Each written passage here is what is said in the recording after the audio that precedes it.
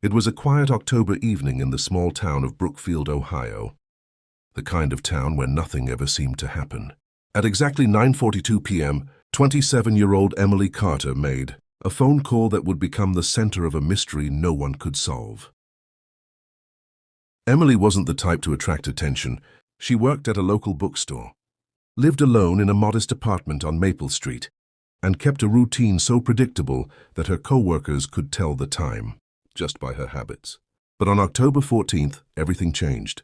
Earlier that evening, Emily had left work around 8:15 p.m. Security footage showed her walking to her car, smiling faintly as she checked her phone. Nothing seemed unusual. She drove home. Or at least, that's what everyone assumed. At 9:42 p.m., Emily called her younger sister Rachel. The call lasted only 23 seconds. Rachel would later tell police that Emily sounded off. Not scared, not panicked, just distracted. Before Rachel could ask what was wrong, Emily said something that would haunt her forever. "Someone's been in my apartment." And then the call cut out. No scream, no struggle, just silence. Police arrived at Emily's apartment within minutes of Rachel calling 911. The front door was unlocked. Inside, nothing appeared out of place. No broken furniture, no signs of forced entry, no indication of a struggle. But there were small details. Details that didn't make sense. Emily's purse was sitting on the kitchen counter. Her keys were next to it. Her phone was gone, and the bedroom window was slightly open, despite the cold autumn air outside. Investigators quickly began piecing together Emily's last known movements.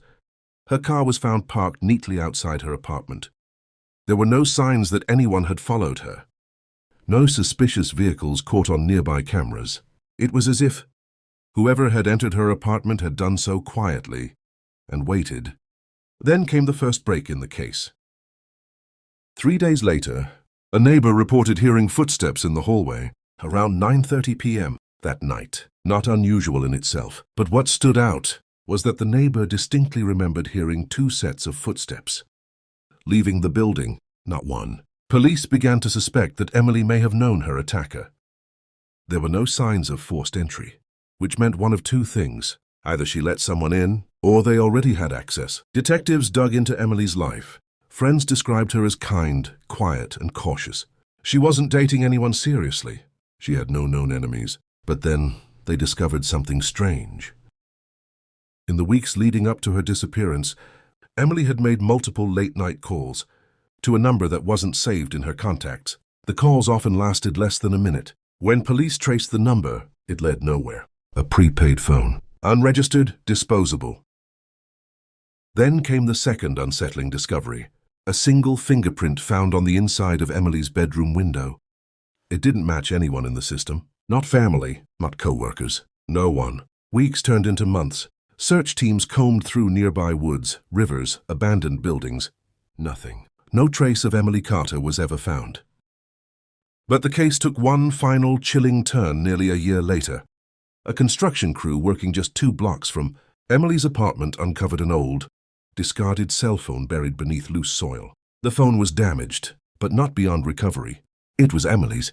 When investigators managed to extract data from the device, they found one final recording, time-stamped at 9:41 p.m., just 1 minute before her last call. The audio was barely audible. Static filled most of it, but beneath the noise, there was something else.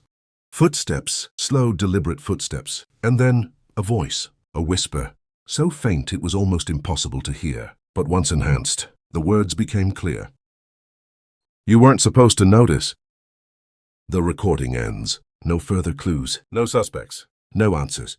To this day, the disappearance of Emily Carter remains unsolved. No one knows who was in her apartment that night. No one knows how they got in, and no one knows where Emily went. But one thing is certain, she wasn't alone. Do you think this case could ever be solved? Tell me in the comments, and don't forget to like and subscribe for more unsolved mysteries.